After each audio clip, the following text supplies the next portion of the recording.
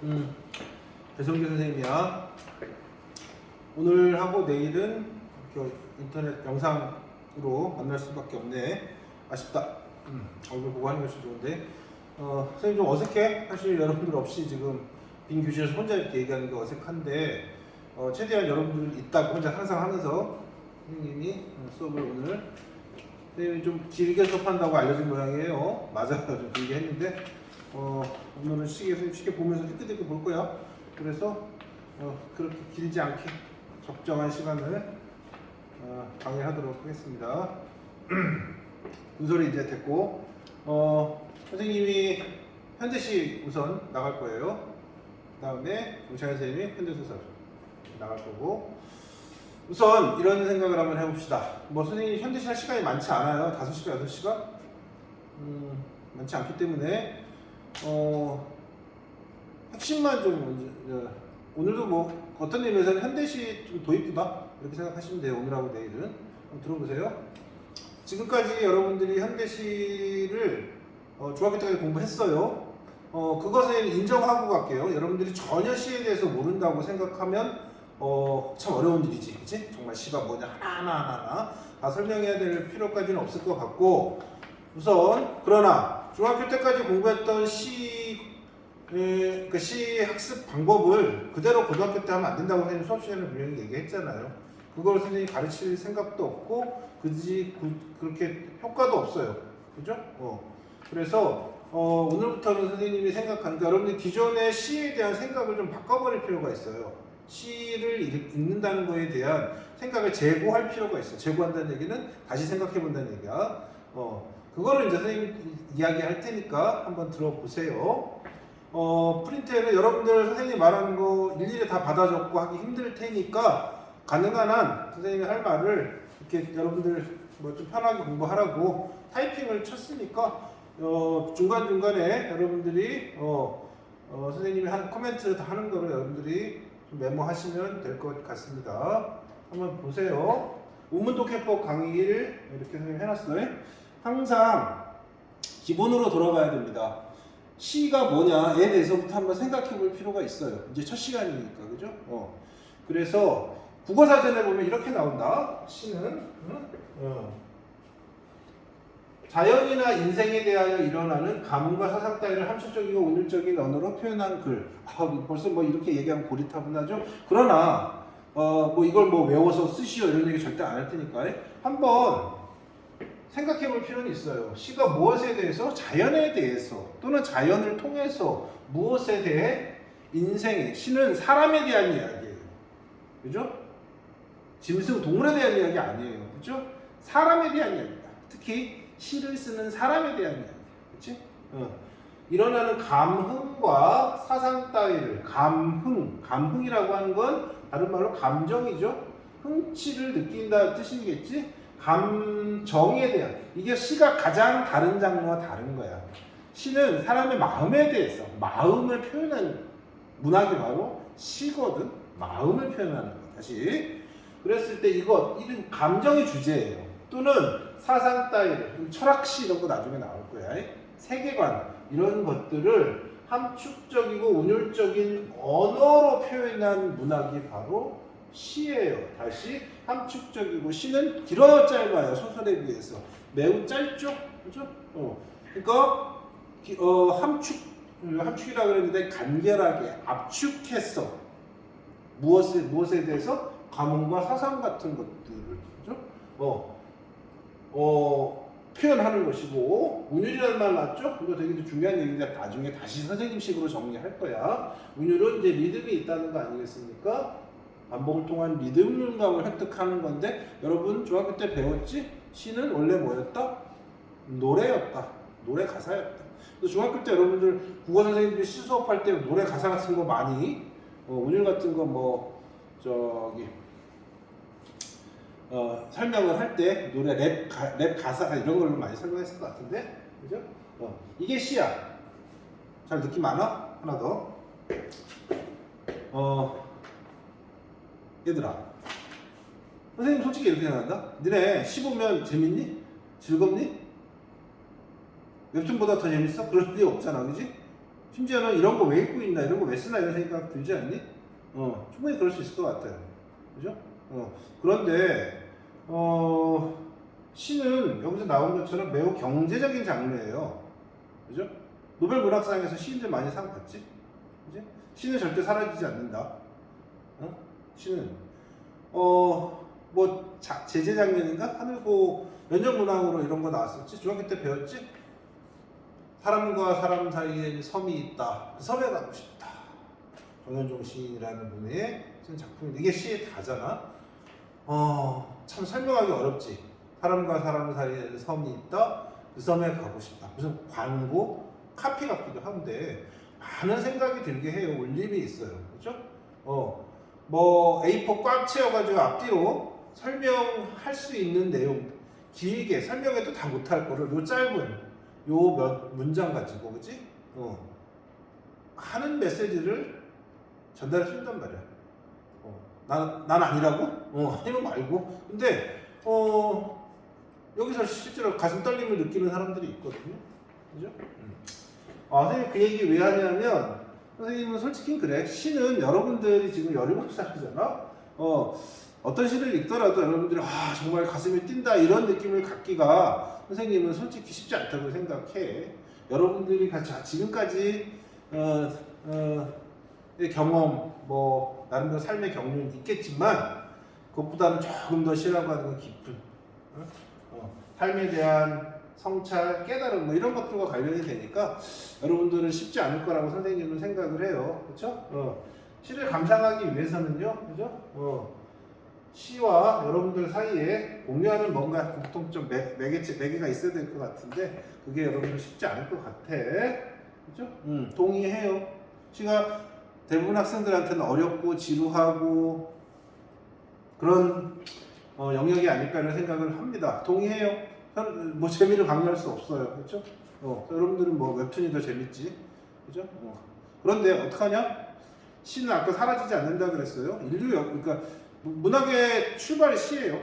그렇기 때문에 문학은 매우 중요한 인류의 자산이고요. 문화의 한 영역인 건 분명해. 그리고 우리 수능에서도 이제 꽤 중요하게 처리가 되고 있단 말이야. 선생님이 한번 얘기해 볼게요. 감상하는 거 쉽지 않아요. 그렇죠? 그런데 선생님이 이야기합니다. 그렇다고 해서 손 놓고 있을 수는 없잖아. 시의 내용 이해는 선생님이 노력 여하에 따라서 가능하다. 선생님 생각은 그래. 뭐? 그 시를 좋아하는 얘기는 아닌데, 그지? 내용 이해까지는 여러분들이 특히 고등학교 교과서에 수록되어 있고, 그죠? 고등학생들한테 가르치는 시들은 내용 이해 자체가 그렇게 많이 하고 이렇지 않아요. 생각보다 심플한 경우가 많아. 차 선생님 얘기를 들으면 알 거야. 특히 이 사실적 사고만 하게 되면, 그죠? 시는 충분히 내용 이해는 내가 할 수 있다. 그죠? 그걸 선생님한테 지금부터 배워야 되고 선생님이 가르쳐야 할 것 같아요. 그죠? 사실적 사고라는 게 뭐예요? 비문학에서 첫 번째 문제가 대체로 뭐니? 윗글의 내용과 일치하는 것은 뭐 이런 거잖아. 요새는 뭐 이제 그런 패턴 문제는 좀 많이 변형이 됐지만 일치하는 것, 일치, 불일치 문제라고 하는 거지. 그 문제는 어떻게 푸는 거야? 지문에 어디에 있는 거야? 이문단 세 번째 줄에 있는 거하고 1번 선제하고 이렇게 1번 선제 근거가 이문단 세 번째 줄에 있으면 되는 거야. 그지? 맞는 거지? 일치하는 거. 그지? 그게 사실적 사고거든. 그죠? 시에서도 이 사실적 사고를 해야 돼요. 그러니까 여기서부터 여러분들은 시의 사실적 사고? 이거를 잘 안 가르쳐. 선생님 생각엔 그래. 이거를 할 수 있어야 돼요. 사실적 사고가 돼야 그걸 기반으로 사실적 사고는 딴 거 아니잖아. 지문에 있는 내용을 있는 그대로 받아들이고 이해하는 거야. 그치? 그게 사실적 사고예요. 그죠? 그랬을 때 이거를 선생님이 이제 여러분들에게 가르치려고 하는 거야. 그죠? 사실적 사고를 해서 시에도 나름대로 구성이 있습니다. 이거를 분석하면 시를 충분히 이해할 수 있다. 100% 완벽히는 아니라고 선생님이 이야기해. 그죠? 그러나 대략적인 뼈대는 내가 이해할 수 있다. 그죠? 그거 기르면 돼요. 충분하다고. 그죠? 문학 작품도 중요한 얘기 나왔습니다. 감으로 풀어서는 안 된다 얘기. 여러분들 학교에서 진간고사 봤지? 거기 시 나왔지? 기출문제 시 풀었지? 근데 여러분 마지막 채점을 한번 해보면 생각보다 C 잘 맞췄을걸? 그렇게 틀리지 않았었어요. 그런데 다시 이 시의 내용이 무엇이고, 예를 들면 요 문제 1번, 2번이 왜 틀리고 3번이 정답이고 4번, 5번이 왜 틀렸는지를 내 지문 내용에 근거해서 설명하라 그러면 쉽지 않을걸? 그죠? 할 수도 있겠지만 맞추긴 맞췄는데 설명은 잘 못해요. 그러니까 항상 우리는 C에 대한 두려움이 있는 거지. 그죠?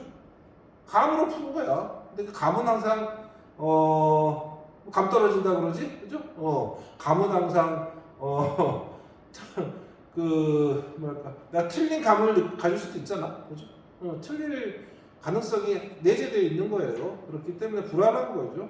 그러면 어떻게 해야 돼? 감에 의지하지 않고 논리적으로, 합리적으로 내가 내용을 이해할 수 있는 나로 바꿔야 될 거 아니겠어? 실을? 그렇죠? 맞습니다. 뭘 할 수 있어야 된다? 사실적 사고 내용이. 이게 왜 중요하냐면 당연한 거야.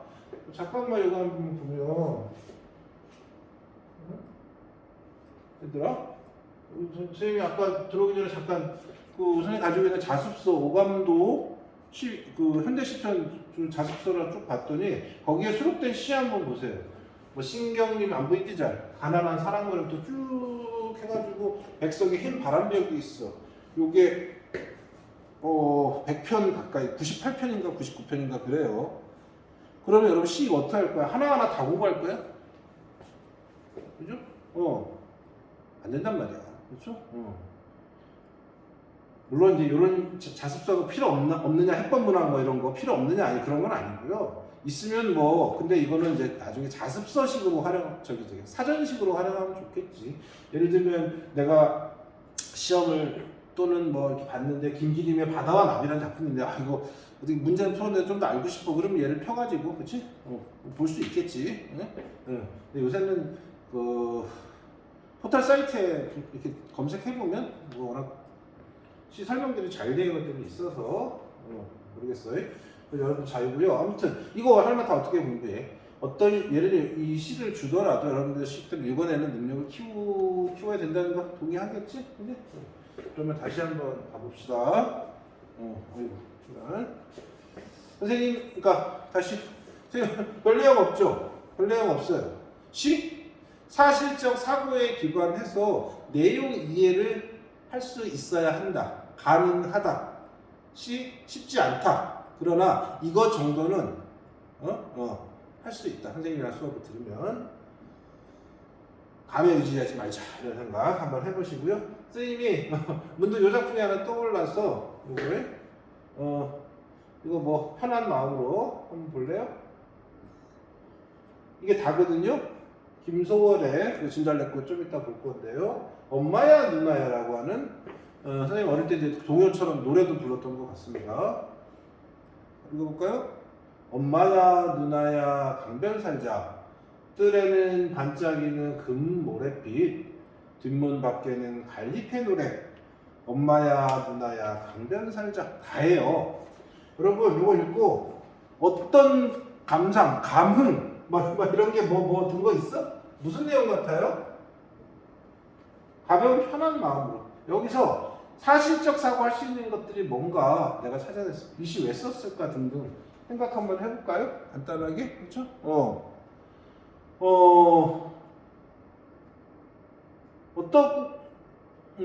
이제 나중에 선생님이 이제 좀 더 뒤에 나오는 이항관계 이제 얘기할 건데 그거 슬쩍 맛만 한번 보여줄게. 한번 봐봐. 여기서 나는 이 시 한번 설명해봐. 그럼 여러분 뭘 설명할 것 같아요? 애매하죠. 그죠? 일단 객관적인 사실은 한번 보세요.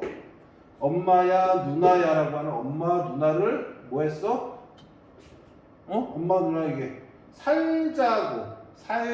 살자는 뭐에 대한 이야기야? 시제로 이야기하는 과거 현재 미래 가운데 미래지?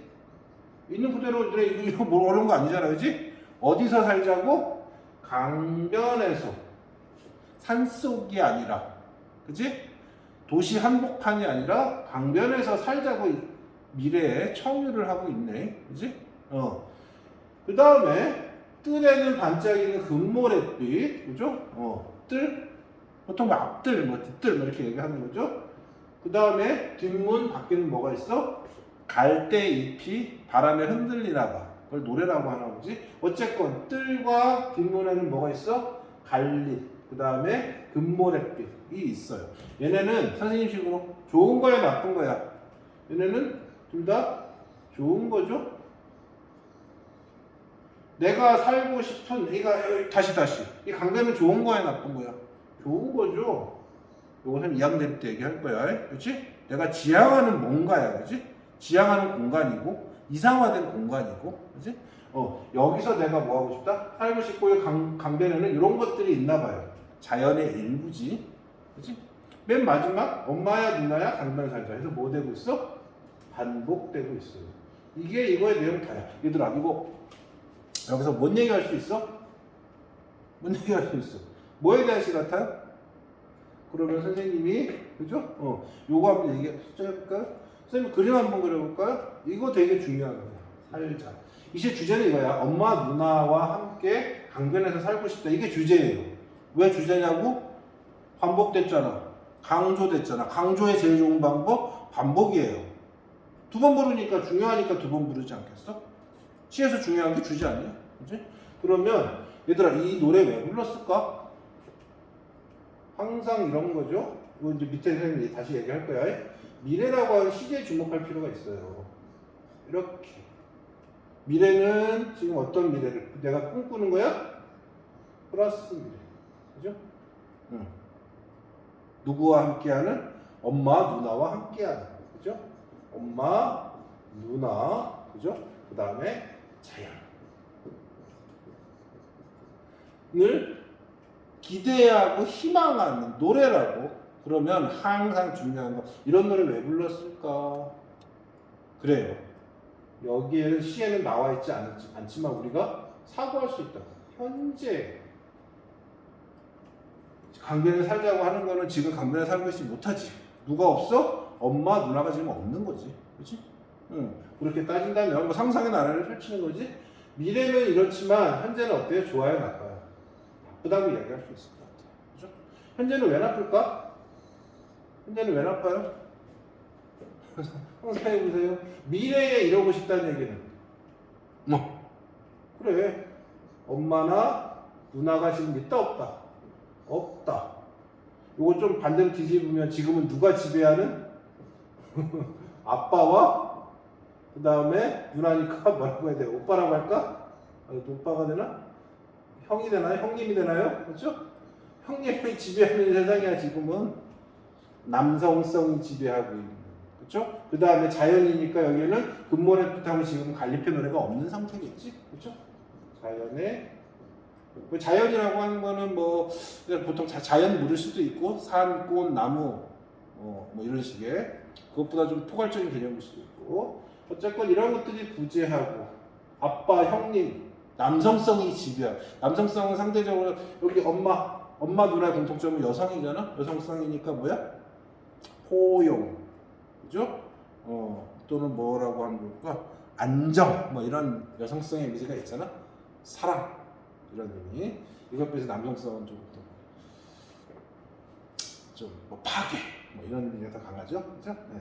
아무튼 선생님 이거 자습서 이런 거 필요 없어요. 그냥 선생님 혼자서 생각을 해보면 이런 구도가 아닌가 선생님 이런 생각을 해요. 이런 것들은 어떤 방법을 통해서 반복의 방법을 통해서 또 뭐 얘기할 수가 있어요, 그죠? 그다음에 나중에 이것도 얘기했죠. 김소월은 이게 엄마야 누나야 강변 살자 들에는 반짝이는 금모래빛 해가지고 3음보 3, 4, 5조 뭐 이렇게 얘기해요. 민요조 이런 민요조의 조로 이제 여러분 주점 만들어 보세요. 현재 엄마와 누나가 자연이 부재한 상황 속에서 플러스 희망, 그치? 엄마와 누나와 자연이 있는 미래를 희망하고 기대하면서 부르는 노래라고 이야기하면 되는 거 아니야? 내가 스스로 이 시를 이해한 거 아닙니까? 그쵸? 이해돼요? 자습서랑 상관없어요. 내 식으로 이해하면 되는 거지. 선생님도 이해했어요. 그죠? 더 궁금하면 찾아봐야지. 그치? 짧은, 이거 시야. 이런 식의 내 스스로 작품을 골똘히 생각해보는 역량을 여러분들이 키우셔야 한다. 알겠지? 왜 이렇게 됐냐? 이거 왜 이렇게 됐어?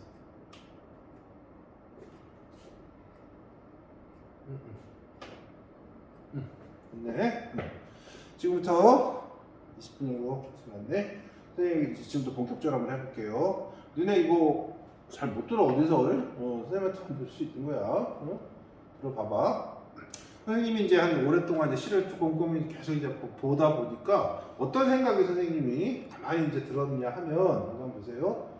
시라고 하는 것이 100편의 아까 100편의 시가 있었죠. 100편의 시가 있는데 100편의 시가 다 달라요. 그렇겠지. 다 다른 시지. 근데 가만히 선생님이 봤더니 이 100편의 시들도 100편의 시를 관통하고 있는 뭔가 공통점이 있더라. 비슷비슷한 시들이 있더라. 라는 생각을 선생님이 했어요. 야, 당연한 거 아니냐? 집이라고 하면 집하고, 그렇죠? 집하고 뭐 할까? 집하고 뭐 할까? 그럼 자동차 할까? 자동차나 집이라고 하는 거는 기본적으로, 그렇죠? 완전히 다른 거잖아. 그렇지? 그렇지만 뭐 예를 들면 아파트하고, 그죠? 그다음에 기와집하고 뭐 초가집이 있다고 쳐요.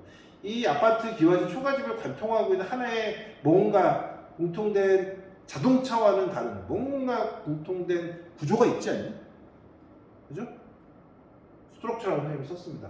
근데 가만히 봤더니 이 시라고 하는 것에도 시를 관통하고 있는 뭔가 스트럭처가 있다. 이거를 찾아내는 게 되게 중요한 것 같아요. 선생님 생각에. 그래서 선생님이 이제 올해 이제 가만히 생각을 해본 거야.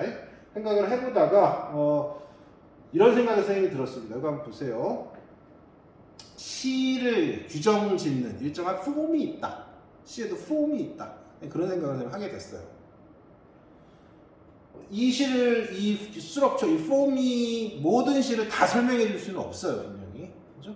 시는 워낙 종류가 많고, 다양하고, 또, 뭐, 시 가운데 이런 거 있어요. 형식을 일부러 파괴하는 시들도 있고, 그죠? 무의미식 그래가지고, 시의 주제가 의미를 전달하지 않는, 뭐, 말도 안 좀 이상하지, 그지? 그런 별별 시들이 있어요. 하여튼 그런 거 빼고요. 우리가 흔히 말하는 서정시. 우리가 보통 다루는 것들은, 특히 이제 입시에서 다루고 있는 것들은, 고등학교 교육과정에서 여러분들에게 가르치는 시들은 대체로 서정시예요. 서정시. 정서를 드러내는, 표현하는 게 목적인 시들이란 말이야. 그지? 그런 시들을 보면, 선생님 여기 했지만, 대체로, 그죠? 이 구조가 보이고요. 이 구조를, 미리 염두에 두고 시를 이렇게 보면 작품의 대략적인 내용과 주제가 이렇게 유추가 돼요. 유추가 된다. 이해돼요? 그거 이제, 요거를 선생님이 짧은 시간이지만, 앞으로 여러분들하고 할 내용이 이거예요. 이해? 좀 이따 한번 해봅시다. 다음 시간에 한번 다시 한번 해봅시다. 그 전에 이 시가 가지고 있는 일정한 폼에 대한, 양식에 대한 이야기를 하기 전에 미리 조금 여러분들하고 나랑 약속 또는 전제로 좀 좀 해야 될 것들이 있어. 생각을 좀. 첫 번째가 뭐냐면 여기도 되게 중요한 거예요. 이 시 구조. 를 이해하기 위해서는 전제가 하나 있는데, 이런 마인드를 지금부터 좀 가졌으면 좋겠어요. 시에서 이제 사용되는 요소들 있죠? 이제 여러분 우리 빠싸주 요거는 아마도 이제 여러분 우리 수업 시간에 교실에서 이제 이거 가지고 좀 봐야 될 것 같아요. 여기서 이제 처음부터 이제 뭐 상황 정서 이런 얘기 나오는데요. 시에서 사용되는 중요한 핵심 개념들, 요소들이 있어요. 요소들, 개념들이야. 상황, 정서, 태도, 뭐 이런 것들 또는 시어의 의미 이런 것들을 선생님 빨간색으로 해놨지? 이항관계로 인식하고 바라봤으면 좋겠다. 생소한 말이 하나 나왔어요. 이항관계. 이항은 두 개의 항이라는 거겠지? 그죠? 두 개가, 그러니까 시어가, A라는 시어가 나오면 A라는 시어를 이해하기 위해서 A-라고 하는 시어를 염두에 두는 거야. 좀 어려워? 그래서 얘를 끌어들여가지고 얘와의 관계에서 얘의 의미를 유추해 보는 거예요. 그래서 무슨 말이냐 하면 여기 한번 잠깐 보세요. 이항관계가 대립이라고 그랬지? 이항 A라는 요항과 요항 사이의 관계라고 하는 거는 비슷한 관계일 수도 있고, 유사, 그지? 그 다음에 반대되는 관계일 수도 있고, 그죠? 대조일 수도 있고, 아니면 얘가 얘를 포함하는 관계일 수도 있고, 여러 가지 관계가 있을 텐데, 특히 시에서는 대립관계, 이항관계가 나오는데, 대립관계를 염두에 두고 시를 읽으면 제법 시가 잘 보여요. 그리고 구조도 잘 보이고. 이 말 한번 생각해 보세요. 언어학, 인류학, 철학 등 다양한, 그러니까 이게 선생님이 생각해낸 게 아니라, 논리학에서, 그죠? 여기서 나오지만, 되게 중요한 핵심 개념이에요. 세상을 이해하는 하나의 인식 도구로서 이양 관계를 설정 많이 하거든요. 그래서 쉽게 가면 이런 것 같아요. 어떤 대상이 그 자체로 고유한 의미를 갖는 것이 아니라 대립되는 다른 대상 사이의 관계를 통해서 의미를 획득한다는 의미이다. 말이 어려워? 아니, 안 어려워. 남자는 뭐야? 남자의 의미는 뭐예요? 여자와의 차이점을 가지고 얘기하면 남자의 특성이 나오지 않냐? 그렇죠? 이런 거야. 남자의 고유한 의미라고 하는 것은 다른 대상 여자와의 관계를 통해 의미를 획득한다. 선생님이 여기 썼잖아, 그지? 남자는 어떻게 설명하면 여성과의 차이점을 통해 설명하면 직관적으로 되게 이해하기 좋지 않냐? 그죠? 살짝 선생님 표현해 볼게요. 시에서 아까 그랬잖아? 시에서 이제 시적 화자가 좌절하는 얘기가 되게 가끔 나와요. 그렇죠? 좌절이 뭐야? 말하기 되게 어려워요. 그러면 뒤에 보면 되지 않아? 이항 대립. 좌절이 마이너스 정서예요. 이거. 마이너스 상황. 그죠? 그랬을 때 얘는 뭐라고 얘기하면 제일 좋아요? 좌절이 뭐야? 희망이 없음. 이렇게 하면 되잖아. 좌절과 희망은 대립되는 관계잖아? 근데 좌절한다는 것은 대립되는 희망이 없는 게 뭐 좌절이 되는 거지. 이해돼? 그죠? 요렇게 꼭 맞아떨어지는 건 아니지만 요런 관계로 시어나 이런 것들을 이해하는, 선생님 지금 플러스 마이너스 써놨어요. 요거 이제 앞으로 선생님 수업 시간에 연락을 얘기할 거야. 방과 시간에도 얘기하고, 그 다음에 이 이해하는 대립은요, 관계는요, 다른 글을 읽는데도, 비문학을 읽을 때도, 소설을 읽을 때도 되게 유용한 틀이에요. 한번 봐봐, 나중에. 선생님 그래서 이거 플러스야 마이너스야 맨날 물어요, 여러분들한테. 근데 이게 뭐 근거 없는 것은 아니라, 우리 인간의 무의식이라고 하는 것이 이항관계에 기초해 있는 경우가 되게 많고, 이항관계는 다양한 현상을 단순화시켜 설명할 수 있는 장점이 있다고 선생님은 느끼고 있어요. 알겠지? 그리고 선생님이 여기에 기초해서 시를 보면 생각보다 잘 보여. 100%는 아니어도 대략 시인이 무엇을 말하고자 하는가 라는 거는 분석이 좀 되더라고. 그걸 여러분들한테 선생님이 알려주고 싶은 겁니다.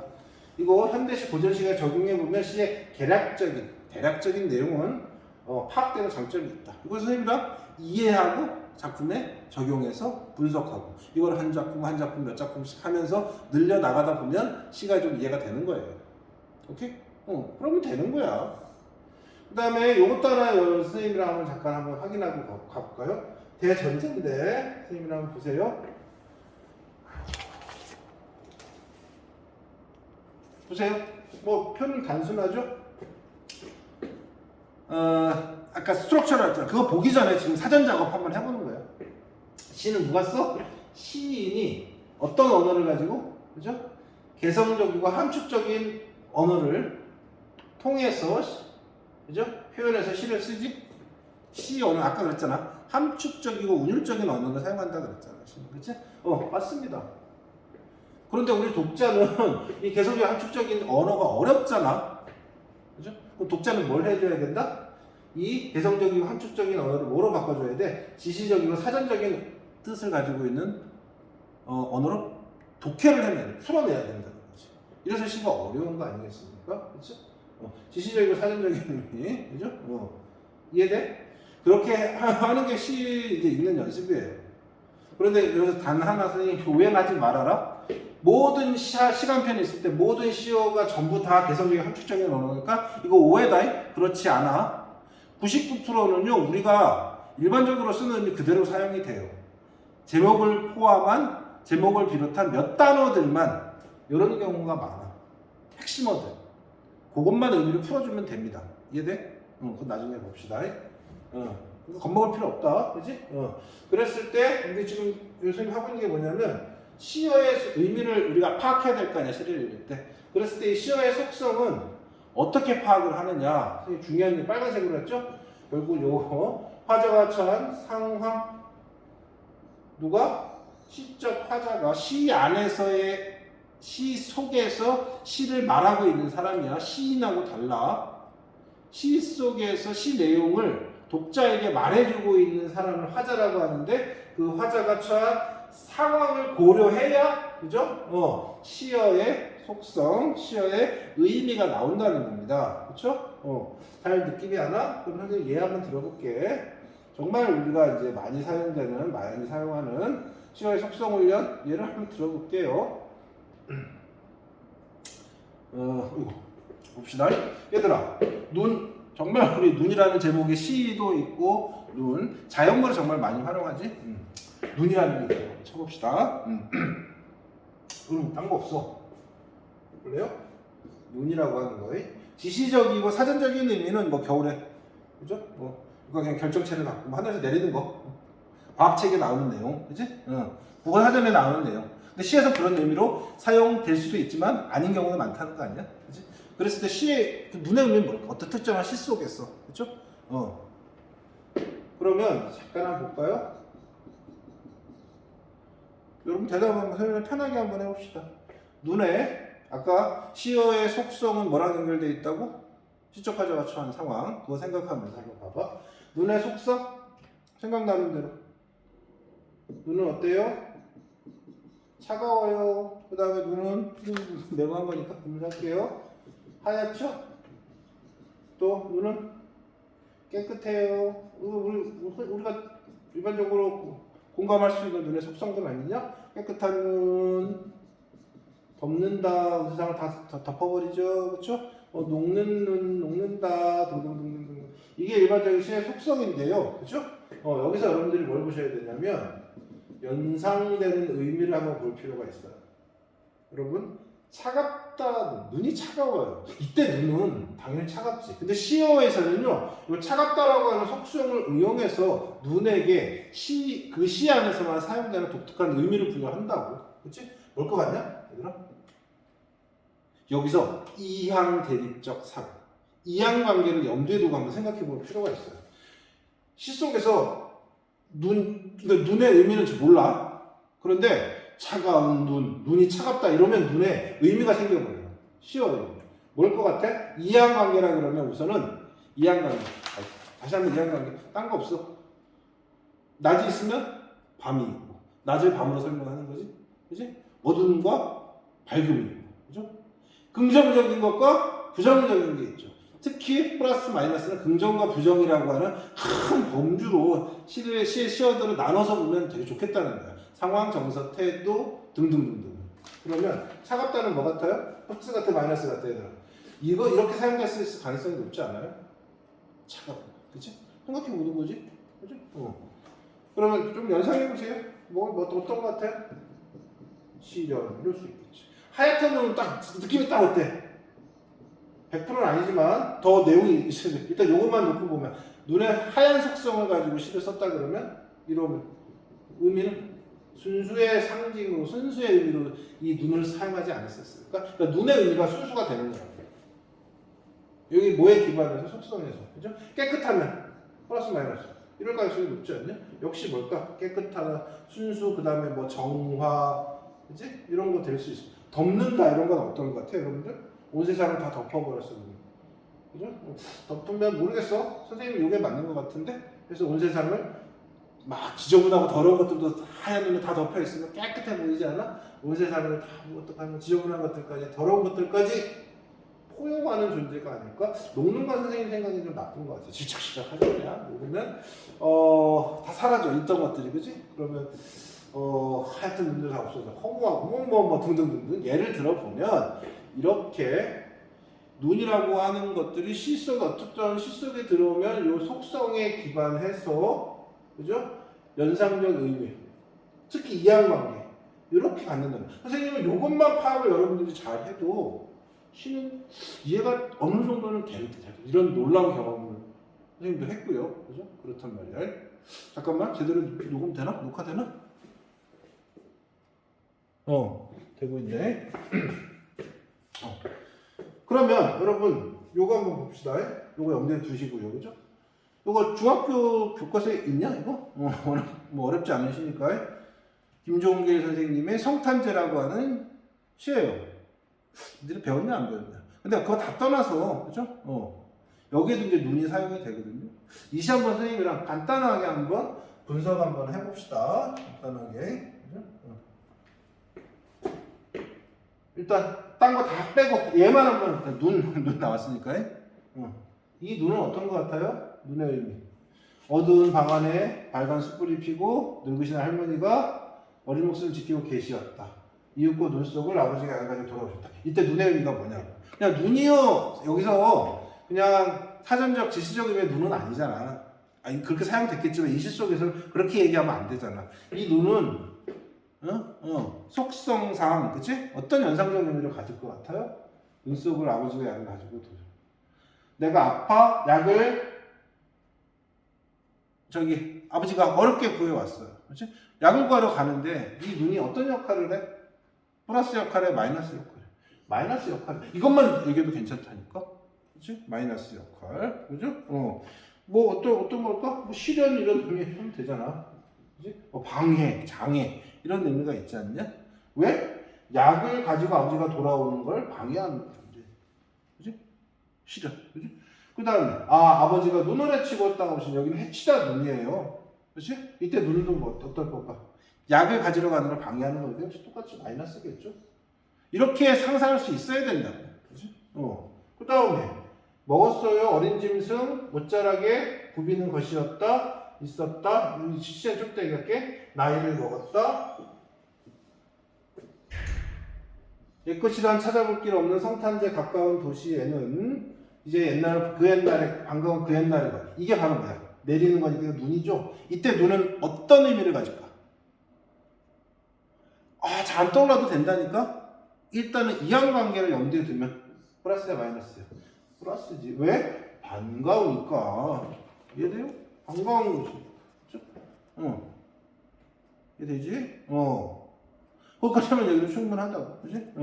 그러면 또 가볼까요? 이마에 선으로 못자락을 느끼는 것은 눈 속에 따오신 산수의 부분. 얘는 역시 플러스일까 마이너스일까? 눈을 해치고 따오신 거니까. 그렇죠? 그래서 얘만 같은 눈이지만 얘는 문맥상 얘는 어떻게 되는 거야? 긍정적 의미가 되는 거지. 이해되지? 이게 결국 뭘까 의미가? 이걸 통해서 산수의 붉은 나라의 의미가 뭐예요? 아버지의 아들에 대한 사랑이 되는 거 아니야? 그지? 맞나요? 그런 생각을 뭐 당연한 것 같지만 그러면 이 시에서 22는 다시 한 번만 선생님이랑 분석해 볼래? 선생님이 아까 그냥 넘어갔는데 한 번만 봐봐. 선생님은 또 유심히 봅니다. 이해할 수 있는 게 뭐가 있을까? 쉬운 시간 먼저 해봐야지. 그지? 아까 보세요. 지키고 계시었다. 돌아오시었다. 그죠? 것이었다. 둘리치고 있었다. 그러면 선생님은 이거 왜 여기다 밑줄을 쳤을까? 다 뭐예요? 과거. 그죠? 과거. 이해돼? 그죠? 과거에 대한 이야기예요. 그렇지? 그런데 여기 보시면 어느새 나도 아버지만큼 나이를 먹었죠? 뭐도 있어요? 현재. 선생님 이제 나중에 다시 한번 정리해 줄 거야. 시제로 시제를 염두에 두고 시를 읽으면 시의 구조가 또 되게 잘 보여요. 이렇게 한번 해볼게요. 그죠? 현재. 이 시 속에는 현재가 있고 과거가 있잖아. 그죠? 넘어가는 건 어디야? 여기. 그날 밤에 어쩌면 성탄절 밤일지도 모른다. 어느새 나도 그때 아버지만큼 나이를 먹었어요. 그렇죠? 이렇게 쑥 넘어가죠? 그러면 여러분 대답 한번 해봐. 이형 대립이에요. 항상. 현재, 과거. 그러면 두 개 하면 대립 한번 비교 한번 해볼래요? 어이구. 끝나겠다. 현재는 이것부터 해볼게요. 과거 플러스야 마이너스야. 이거 쭉 보시면 선생님 눈 와서 아파가지고 힘들었어요. 이러면 돼요 안 돼요?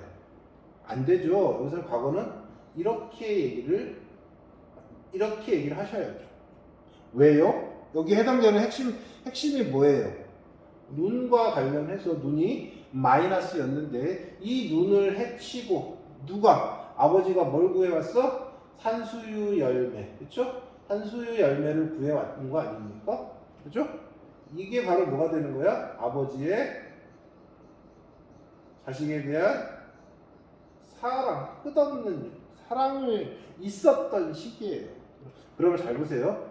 정확히 나와 있진 않지. 아니야, 있긴 있지. 그러면 여러분 잘 보세요. 현재 내가 과거 플러스를 이거를 아버지 사랑 떠올리는 이유는 뭘까? 이렇게 지금 뭐 하고 있어? 떠올림 연상을 하는 이유가 뭘까? 연상의 매개체는 아까 그지? 반가운 그 옛날 것이 내리는데 연상의 매개체는 눈이지. 아까 눈의 의미도 하나 나왔지만 눈의 기능도 나와.